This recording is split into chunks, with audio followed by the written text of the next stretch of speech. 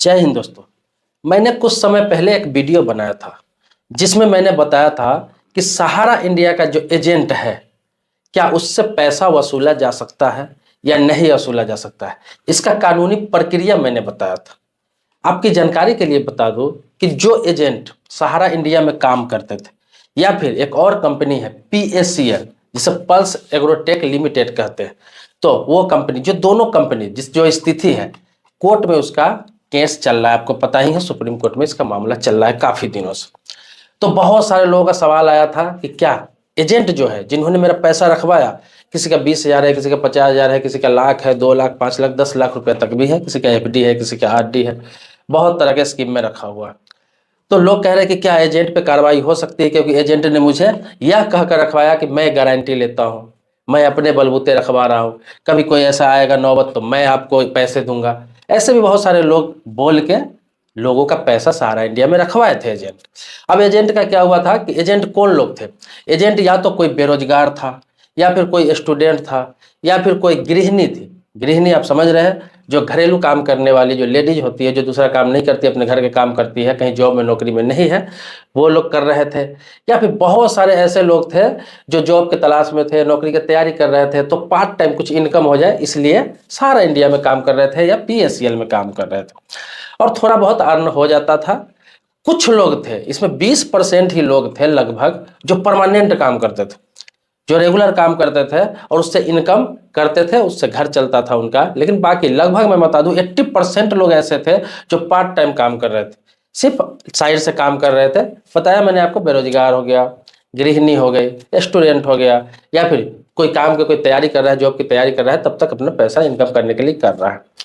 अब वो लोग जो लोगों का पैसा रखवाया, मैं सहारा इंडिया के बारे में पूरे डिटेल से बताऊंगा, और एजेंट का क्या कर सकते हैं, क्या उनसे पैसा रिकवरी कर सकते हैं या नहीं कर सकते हैं। हालांकि पिछले वीडियो में भी मैंने चर्चा किया था इस पर, लेकिन इसमें बिल्कुल क्लियर कर दूंगा कि दोबारा मुझे इस पर वीडियो बनाने की जरूरत ना पड़े सहारा इंडिया पे। तो आगे बढ़ने से पहले आपसे रिक्वेस्ट करूंगा कि ये वीडियो जो देख रहे हैं उसे लाइक जरूर करिए। मन में कोई सवाल प्रश्न रह जाएगा तो कमेंट बॉक्स में आप लिखेंगे, जवाब देने का प्रयास करूंगा। जवाब ना भी दे पाया तो डिटेल्स वीडियो में बनाता ही रहता हूँ, वीडियो आपको मिल जाएगा, इस चीज की गारंटी है। अब आगे मैं बता दूं कि एजेंट जो है, जिसे अभिकर्ता भी बोलते थे या फिर सहारा कार्यकर्ता बोलते थे, PACL के एजेंट को भी कार्यकर्ता भी बोलते थे या फिर एजेंट ही बोलते थे। जिस समय इन लोगों ने सहारा ज्वाइन किया, सहारा में काम कर रहे थे, उस समय सहारा का हाल बहुत ही बेहतरीन था। मतलब सहारा बिल्कुल उफान पर था। 2012 से पहले की बात बताओ, सहारा का कंडीशन इतना अच्छा था, इतना बेहतरीन था कि लोग बैंक से ज्यादा सहारा पे भरोसा करने लगे थे। अब क्यों करने लगे थे, मैं आपको बता दूं कि सहारा का मुनाफा दिन दुगुनी रात चौगुनी तरक्की कर रहा था। इसका एयरलाइंस का बिजनेस था, सहारा हाउसिंग का बिजनेस था, कारपोरेट क्षेत्र में पैसा लगता था, बहुत सारी कंपनियां चलती थी, बहुत बड़े बड़े जगह में बड़े बड़े कंपनियों में इनका इन्वेस्ट था। इसीलिए सहारा उफान पर था और किसी के पैसे में मैच्योरिटी में कभी कोई दिक्कत नहीं आती थी, बहुत भरोसेमंद कंपनी थी। लेकिन कुछ ऐसा हुआ 2012 में, आपको पता ही है कि कुछ कमी पकड़ी गई सहारा का, और तब से लेकर आज तक केस चल रहा है।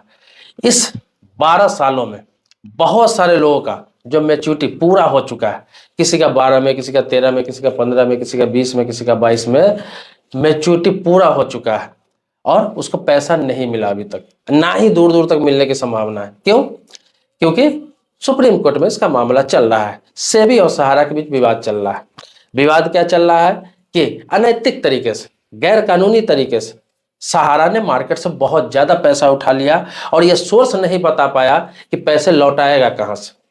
तो इसीलिए यह मामला अभी तक चल रहा है। तो चल रहा है, कब रिजल्ट आएगा इसका कोई भी अभी तक अता पता नहीं है। अब आते हैं उन मुद्दों पर, क्या एजेंट से ले सकते हैं, क्योंकि सहारा तो दे नहीं रही है, कोर्ट का कोई फैसला आ नहीं रहा, सेबी भी नहीं दे रही है, तो मैं क्या करूं, एजेंट से ले सकता हूं। बहुत सारे लोग एजेंट को परेशान करते हैं, एजेंट को तंग करते हैं। तो कानूनी रूप से मैं आपको बताऊं कि एजेंट पर आप कानूनी कार्रवाई किसी भी प्रकार का नहीं कर सकते। अगर उस पर केस भी कर देते हैं, मुकदमा भी कर देते हैं, तो कुछ होने जाने का नहीं, ये केस चलेगा ही नहीं, चलते चलते एक दिन खुद खत्म हो जाएगा। क्यों खत्म हो जाएगा? क्योंकि आप कोर्ट को क्या बताएंगे, क्या बताएंगे कि ये व्यक्ति जो एजेंट था, अभिकर्ता था, कार्यकर्ता था, सहारा में काम करता था, क्या इसने मेरा पैसा ले लिया? कोर्ट आपसे यही पूछेगी कि क्या इसने आपसे पैसा लिया, इसके बदले आपको कुछ ना कुछ तो दिया होगा। आप बोलेंगे हाँ रसीद दिया, पासबुक दिया या फिर सर्टिफिकेट दिया। बस बात वहीं पे खत्म हो जाती। जब आप बोलेंगे कि सहारा ने मुझे सर्टिफिकेट दिया या पासबुक दे दिया या उस पैसे के बदले रसीद दे दिया, तो यहाँ पे सीधा सीधा साबित हो जाता है कि इस व्यक्ति ने, एजेंट ने, अभिकर्ता ने, कार्यकर्ता ने ये सीधा सहारा में जाके पैसा रख दिया था और आपको रसीद कटा कर दे दिया था। फिर इसने पैसा आपका लिया कहाँ कि आपने इस पर केस किया? केस तो वहीं पे ढीला हो जाएगा, वहीं पे खत्म हो जाएगा। हाँ, एजेंट कब दोषी था? जब एजेंट को आपने पैसा दिया, पैसा दे रहे हैं, हर महीने पैसा दे रहे हैं, या एफडी के लिए 20,000 50,000 लाख रुपए आपने दिया, उसने आपको रसीद नहीं दिया, उसने आपको सर्टिफिकेट नहीं दिया, उसने कोई आपको पेपर नहीं दिया सहारा की तरफ से, फिर वो दोषी है। तब उस पर केस कर सकते हैं, उस पर 420 का भी मुकदमा कर सकते हैं और वो दोषी करार पाएगा और वो जेल भी जाएगा और आपका पैसा भी लौट आएगा। लेकिन उसने आपको रसीद दिया, पासबुक दे दिया, आपने फिक्स किया, सर्टिफिकेट आपको दे दिया, और सहारा जो है एक रजिस्टर्ड कंपनी थी जिसको सेबी ने मान्यता दे रखा है, सरकार ने मान्यता दे रखा है, आरबीआई के गाइडलाइन में वो काम करती थी। एजेंट का इसमें क्या गलती? एजेंट तो पूरा छानबीन के काम कर रहा था, उसको पता था कि आरबीआई के गाइडलाइन से ये काम कर रही है, सेबी ने इसको रजिस्टर्ड कर रखा है, सरकार इसको मान्यता दे रखा है, किसी प्रकार का कोई दिक्कत नहीं है, समय पे मैच्योरिटी हो रहा है, सब कुछ हो रहा है। एजेंट को क्या पता, अभिकर्ता को क्या पता, कार्यकर्ता को क्या पता कि सहारा के ये हाल हो जाएगा या फिर सहारा गड़बड़ी करेगी और हम लोगों को भुगतना पड़ेगा? ऐसा तो कुछ था नहीं मनसा कोई एजेंट का। एजेंट का तो था कि आपका पैसा लेके सहारा इंडिया में पैसा डालता था, उसके बदले उसे कमीशन मिलता था, चाहे वो 5% का कमीशन हो, 7% का कमीशन हो या 10% का कमीशन, उससे सिर्फ और सिर्फ कमीशन मिलता था, मेहनताना मिलता था। इसके बदले आपका पैसा वहां डाल दिया, उसके बदले सर्टिफिकेट आपको दे दिया या फिर पासबुक आपको दे दिया और उसके बदले उसे कमीशन मिलता था क्योंकि वो मेहनत करता था। अब सहारा ने जो गलती किया और सरकार ने उस पर रोक लगाया, सेबी ने उस पर रोक लगाया और सुप्रीम कोर्ट में मामला चल रहा है, इसमें एजेंट का कोई दोष नहीं है। ये कार्यकर्ता पे केस करना या फिर कानूनी कहीं भी जाके आप कंप्लेन करें, कहीं भी कंप्लेन कर ले, पूरे इंडिया की बात बोल रहा हूँ, कोई भी संस्था हो, सरकारी संस्था हो या फिर प्रशासनिक संस्था हो या फिर कोर्ट हो, कहीं भी जाके आप कंप्लेन कर ले सहारा के एजेंट का या फिर पीएससीएल का एजेंट का, आप उससे पैसा रिकवरी नहीं करा पाएंगे कानूनी रूप से। वो खुद नहीं दे सकता है, वो खुद पीड़ित, सही बताओ तो वो खुद पीड़ित। आपका अकेले का पैसा वहां पे जमा हुआ है, सहारा में आपने अकेले का पैसा अपना जमा किया है, लेकिन वो एजेंट ने, जो कार्यकर्ता है, उसने लगभग सैकड़ों लोगों का पैसा जमा करवाया है, हजारों लोगों का पैसा जमा करवाया है। आप समझ सकते हैं कि उस पर कितना प्रेशर होगा। वो व्यक्ति क्या सोचता होगा? क्या वह चाहेगा कि पैसा डूब जाए, लोग मुझे मारे पीटे खदेरे, मुझसे पैसा मांगे? वो खुद चाहेगा? ऐसा कभी नहीं चाहेगा। उसके साथ ऐसी परिस्थिति बन गई, कंपनी ने गड़बड़ किया। हालांकि मामला चल रहा है सुप्रीम कोर्ट में, जब भी मामला आएगा क्या नहीं, वो जमाकर्ता और कंपनी के बीच का है। एजेंट आपको इन्फॉर्मेशन उपलब्ध कराएगा, अगर पेमेंट होने वाला होगा तो कराएगा, नहीं होने वाला होगा तो नहीं करा पाएगा। ये तो जैसे काम कर रहा था उसी प्रकार से उस टाइम भी काम करेगा सिर्फ आपका, इसका उसमें कुछ भी नहीं है। काम के बदले उसे कुछ कमीशन सिर्फ मिलता था। बहुत सारे 80% लोग मैंने कहा जो पार्ट टाइम करते थे वो तो सहारा इंडिया के काम भी छोड़ चुके हैं। अब आते हैं इस मुद्दे पर कि बहुत सारे लोग प्रेशर बना रहे हैं एजेंट पर, बहुत सारे एजेंट अपना गांव छोड़ के चले गए, अपना जगह छोड़ के चले गए, बहुत विदेश कमाने चले गए। बहुत सारे एजेंट ऐसा है जो डर से अपना गांव नहीं जाते हैं कि लोग मुझसे पैसा मांगेंगे, मैं कहाँ से दूंगा। मैं आपको बता दूं कि एजेंट जैसे व्यक्तिगत तौर पर आपके गांव का है, आपके समाज का है, आपके शहर का है, आप उसे धमका सकते हैं, डरा सकते हैं, गाली गलौज कर सकते हैं, उसका साथ मारपीट कर सकते हैं, लेकिन कानूनी रूप से आप उसका कुछ नहीं बिगाड़ सकते। अगर उसके साथ मारपीट आप करते हैं, उसके साथ तोड़ फोड़ करते हैं, उसको कुछ हो जाता है, फिर आप बुरे तरीके से फंस जाएंगे क्योंकि उसका कोई गलती नहीं। अभी हाल ही की एक घटना है, हरियाणा के हिसार की घटना है। एक महिला कार्यकर्ता थी, एक महिला एजेंट थी और उसने सैकड़ों लोगों का पैसा रखवाया था जो लगभग 5 करोड़ रुपया था। मतलब पूरे जिले में जितने लोगों उन्होंने पैसा रखवाया था वो लगभग 5 करोड़ रुपया था। किसी का 20,000, किसी का 50,000, किसी का 1 लाख, किसी का 2 लाख, किसी का 5 लाख। अभी हुआ यूं कि इतना प्रेशर उसे चारों तरफ से किया गया। हालांकि बार बार वो बता रहे थे कि हमारा इसमें कोई दोष नहीं, मैंने आपको पासबुक दिया, मैंने आपको रसीद दिया, मैंने आपको सर्टिफिकेट दे दिया, सब कुछ दिया हुआ था, किसी का 1 रुपया भी उसने हेरफेर नहीं किया। लेकिन लोगों ने इतना प्रेशर कर दिया, लोगों ने इतना दबाव बना दिया, क्योंकि गाँव की थी, समाज की थी, रोज रोज टॉर्चर करना, दरवाजे पर आना, गाली गलौज करना। इसलिए वो महिला ने, पता नहीं उसके मन में क्या आया, उसने सुसाइड कर लिया और वो मर गए। आखिर क्या मिला लोगों को क्या मिला? मैं आपको बता दूं, एजेंट कार्यकर्ता। कई जगह ऐसा मामला है पूरे देश में, छत्तीसगढ़ में कई मामला आया है, 10-12 मामला ऐसे आए हैं जिसमें एजेंट ने खुदकुशी कर लिया लोगों के प्रेशर में आके। उत्तर प्रदेश में भी ऐसा कई मामला आया, बिहार में भी कई मामला है, अभी हाल ही में हरियाणा में कई मामला आया है। मैं आपको बता दूं इससे क्या फायदा आपको होगा। उसके पास तो करोड़ रुपया है नहीं एजेंट के पास, या फिर 10 लाख 20 लाख 50 लाख रुपया आपका तो रखा हुआ है नहीं, कहाँ से पैसा देगा। लोग प्रेशर करते हैं, लास्ट में अगर सोचते हैं गाँव में रहूँ ना रहूँ कहाँ जाऊँ, लास्ट में सुसाइड कर लेते हैं या गलत कदम उठा लेते हैं। आपका पैसा तो मिलने का रहा नहीं, कभी ना कभी कंपनी ही देगी या नहीं देगी, जानेंगे आप, जानेंगे कंपनी, क्योंकि आपको तो पेपर मिल चुका है। एजेंट बेकार में बीच में पिस रहा है, मरा जाता है या फिर सुसाइड कर लेता है। तो आप एजेंट पे प्रेशर ना करें, किसी प्रकार का आप एजेंट पे प्रेशर ना करें। एक एग्जांपल आपको देता हूँ, बैंक में आप जाते हैं पैसा जमा करने के लिए, पैसा जमा करने के लिए जाते हैं बैंक में, तो वहाँ पे देखते हैं कैशियर होता है, मैनेजर होता है, एग्जीक्यूटिव होता है, बहुत सारे पद पर बहुत सारे लोग होते हैं। आप बैंक के भरोसे पर वहाँ पर पैसा आप डाल देते हैं, कल हो के वो बैंक दिवालिया हो जाती है, डूब जाती है। क्या आप कैशियर से पैसा मांगते हैं, या फिर मैनेजर से पैसा मांगते हैं, या फिर एग्जीक्यूटिव से पैसा मांगते हैं, या फिर किसी स्टाफ से पैसा मांगते हैं? नहीं ना, उन लोगों से नहीं मांगते, क्योंकि वो सैलरी पर वहाँ जॉब कर रहा होता है। किसी की सैलरी 20,000 होती है, किसी की 50,000 होती है, किसी की 40,000 होती है। वो सैलरी में काम कर रहा था, अपना ड्यूटी निभा रहा होता है। बाकी आपके और बैंक के बीच का सारा मामला होता है, जो आप पैसा जमा करते हैं उसके बदले आपको पासबुक मिलता है, रसीद मिलता है, आपका पैसा वहाँ जमा होता है। कल अगर बैंक डूब गया, कैशियर का इसमें क्या दोष। इसी प्रकार से एजेंट काम करता है, वो भी कैशियर का रोल ही अदा करता है। आपका पैसा लेकर वहाँ जमा करके वहाँ से रसीद आपको दे दिया, बैंक और आपके बीच की मध्यस्थता करता है। बाकी एजेंट का कोई और काम नहीं होता।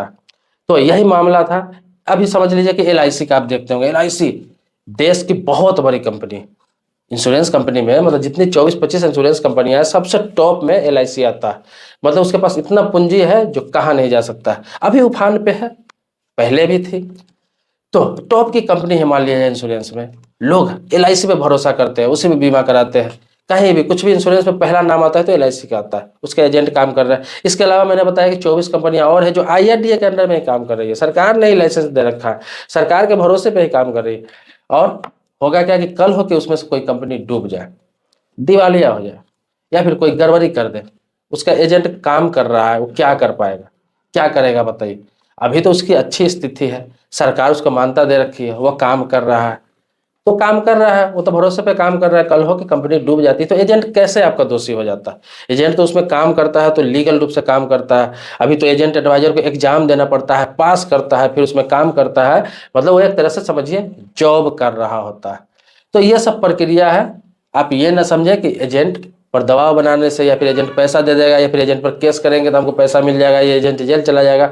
कहीं भी ऐसा रिकॉर्ड नहीं है, नहीं देखे होंगे आप कि सहारा का एजेंट कहीं जेल गया है, या फिर PSL का एजेंट जेल गया है, या फिर किसी इंश्योरेंस कंपनी का एजेंट जेल गया। आप केस कर सकते हैं, परेशान कर सकते हैं, उसे डरा सकते हैं, धमका सकते हैं, लेकिन केस करने से आपको कोई फायदा नहीं है। कोर्ट सीधा आपसे पूछेगा इसने पैसा लिया, इसके बदले आपको कुछ दिया या नहीं दिया, आपसे सीधा पेपर मांगेगी। अगर आपने पेपर आपको दे दिया है तो कोई दिक्कत नहीं है, व्यक्तिगत तौर पर हाँ पैसा लेकर आपका खा गया वो अलग बात होती है, तब आप उसके साथ कुछ भी कर सकते हैं, लोग भी आपको साथ देगा। कुछ लोग ये भी पूछ रहे हैं कि सहारा इंडिया का पैसा मिलेगा नहीं मिलेगा, ये बताइए सबसे पहले। तो मैं आपको बता दूं, पहले भी मैं कई वीडियो बता चुका हूं कि सहारा इंडिया का पैसा मिलेगा नहीं मिलेगा, हजारों वीडियो, सैकड़ों वीडियो आप देखते होंगे, सोशल मीडिया प्लेटफॉर्म पर चल रहा है। मैं आपको बता दूं कि सहारा इंडिया का पैसा दिलवाने का कोई भी इंसान भरोसा नहीं दे सकता है। आप चाहे आपका एजेंट हो या फिर सहारा इंडिया का खुद कंपनी हो, कोई भी भरोसा नहीं दिलवा सकता है।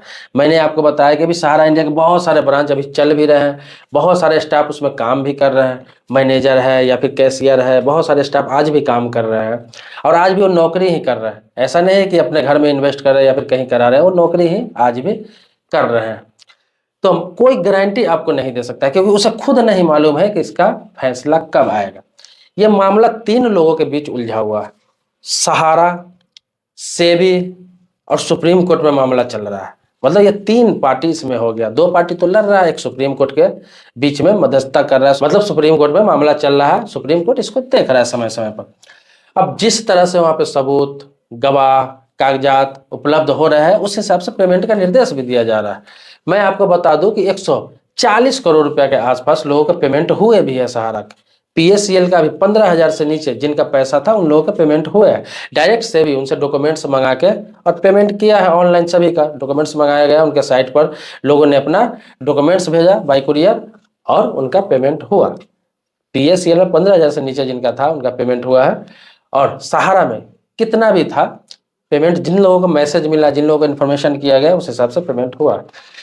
अब मैं आपको बता दूं कि बाकी लोगों का कब होगा। तो बाकी लोगों का इसी प्रकार से, जैसे जैसे कोर्ट निर्देश देगा, आदेश देगा, उसी हिसाब से सभी का पेमेंट होगा। ये ना एजेंट के हाथ में है, ना सहारा के हाथ में है, ना ही सेबी के हाथ में, किसी के हाथ में नहीं है। ये सब बस सुप्रीम कोर्ट में चल रहा है। आपको समय समय पर जो अपडेट आता है सहारा का, उस पर ध्यान रखना होगा, ध्यान देते रहना होगा कि किस तरह से मैच्योरिटी हो रहा है, किस तरह से पेमेंट हो रहा है, किन लोगों का कब पेमेंट होगा। ये जब कोर्ट जैसे जैसे निर्देश देगा, अपडेट देगा, आपको इस पर ध्यान रखना होगा। इसमें एजेंट आपको कुछ नहीं बता सकता है, ब्रांच आपको कुछ नहीं बता सकता है, या फिर सेबी फिलहाल कुछ नहीं बता सकता है। अब आप सोचेंगे अपडेट कहाँ से पता चलेगा, तो मैं आपको बता दूं कि अगर मेरे चैनल को सब्सक्राइब कर लेते हैं, सब्सक्राइबर नहीं है तो इस चैनल को सब्सक्राइब कर लेते हैं, बगल में बेल घंटी है उसको दबा लेते हैं, तो जो भी अपडेट आता है तो मैं आपको वीडियो अपलोड करता रहता हूँ, बताता रहता हूँ समय समय पर, तो मेरे चैनल सब के माध्यम से भी मिल जाएगा। इसके अलावा अखबार में भी दिया जाता है, मेन स्ट्रीम मीडिया में भी दिया जाता है, तो ऐसे कहीं से भी आपको अपडेट मिल जाएगा। जब भी नया नया अपडेट आता है, बड़ा अपडेट आता है सहारा का, तो लोग उपलब्ध करा ही देते हैं, किसी भी माध्यम से सहारा उपलब्ध करवा देती है।